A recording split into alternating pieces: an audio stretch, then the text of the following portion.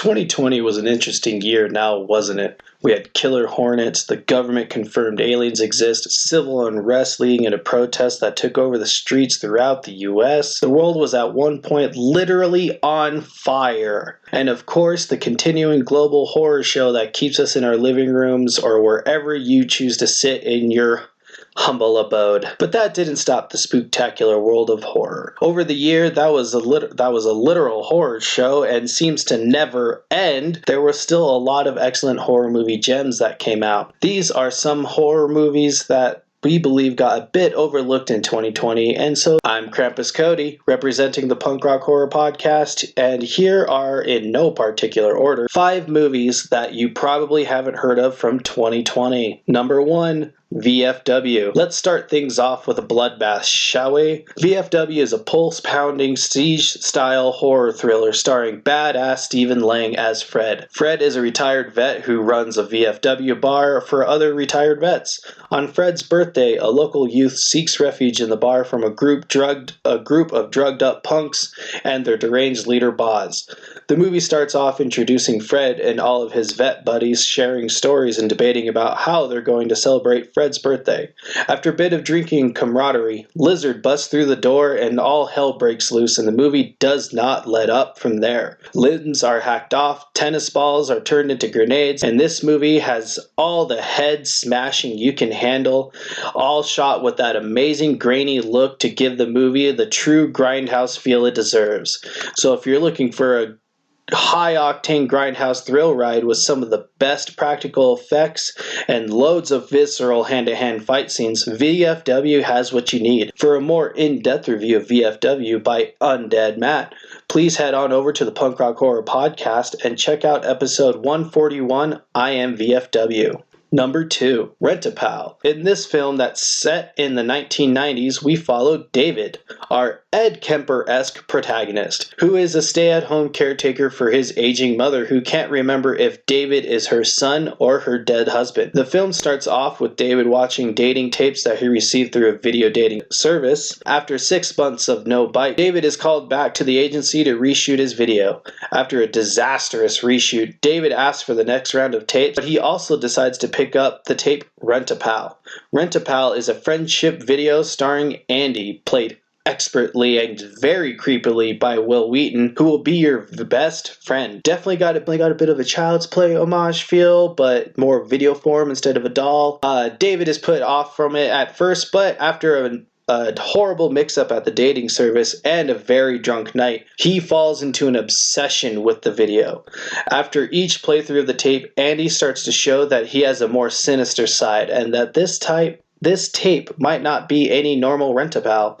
The movie expertly toes the psychological mind screw-uppery as it makes the audience question whether the tape is actually evil or if it's all in David's head as his psyche breaks between his growing loneliness and ever-growing resentment he has with taking care of his mother. Number 3, Sea Fever. Did you ever think about how the global pandemic would look on a much smaller scale, but with parasites in the middle of the ocean, and the cause was some bioluminescent Lovecraftian void monster? Well, you definitely weren't alone. Sea Fever is an intense psychological horror movie that follows Siobhan, a college student studying marine biology who has to spend a week out on a fishing trawler for a school project. After a few days of trying to fit in with the close-knit crew, they come across a glowing giant underwater monstrosity that ensnares their boat and infects the main water main with nasty little parasites. Once the creature seemingly lets them go, mistrust and finger-pointing ensues as they try to figure out who has become infected and how to safely return home. This movie pays beautiful homage to several of the sci-fi horror giants, such as The Thing and Alien, and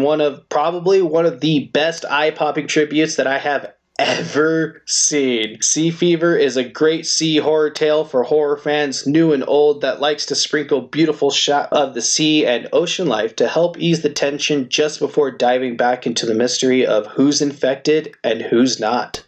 Number 4, Babysitter, Killer Queen. It almost feels like it wouldn't be a true punk rock horror podcast list without at least one Netflix original on here. Am I right, longtime listeners? So, we decided to throw in a movie we covered on the podcast, episode 130, The Blackcoat's Babysitter, that we believe not only deserves a little bit more attention, but is one of the better sequels that came out in recent memory. The Babysitter, Killer Queen follows Cole, our hero from the first film, 2 years after surviving the attempt on his life from his babysitter, Bee, and her satanic cult friends. Cole is the local outcast because everyone believes he made up the events from the first film and pick on him constantly. Everyone except his best friend, Melanie. Once Melanie convinces Cole to go to a weekend beach party, all hell breaks loose for Cole.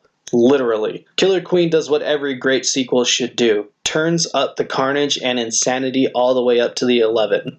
For example, one person is turned into a bloody fountain after they get decapitated by a surfboard, just to give you a taste for what you're in for. While some of the jokes and pop culture references are a little hit and miss, all the gorehounds won't be disappointed as the evil cultists are dispatched in even more over-the-top ways than the first movie. Babysitter Killer Queen isn't all blood and guts and quips, however, and the movie throws in a cute little love story of two misunderstood teens with a very heartwarming connection that'll make you go, aww, as the blood showers all over the screen. Number 5, I Am Lisa. I Am Lisa follows the titular Lisa, a small-town girl returning home after the death of her grandma to return her old used bookstore. Or to run her old used bookstore.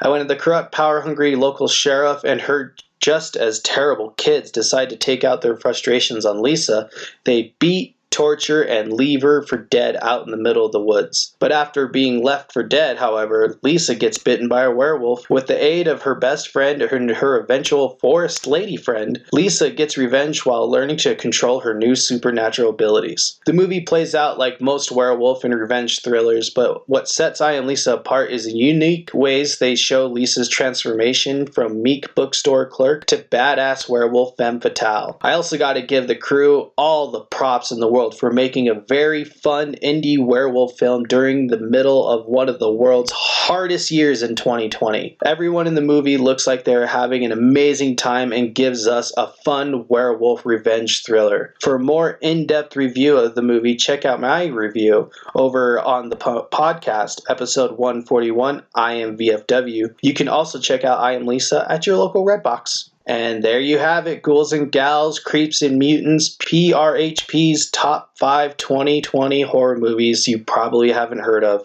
I hope you enjoyed our list and will give these beautiful horror gems a watch. For everything Punk Rock Horror Podcast, please check out our podcast on Spotify, Google Play, iTunes, or wherever you listen to podcasts. Also check out our merch over at teespring.com/Punk Rock Horror Podcast. And if you'd like to be one of our Demon Overlords, feel free to jump over to patreon.com/Punk Rock Horror Podcast to make a donation. This was Krampus Cody, and I'll be talking horror with y'all next time. Bye now.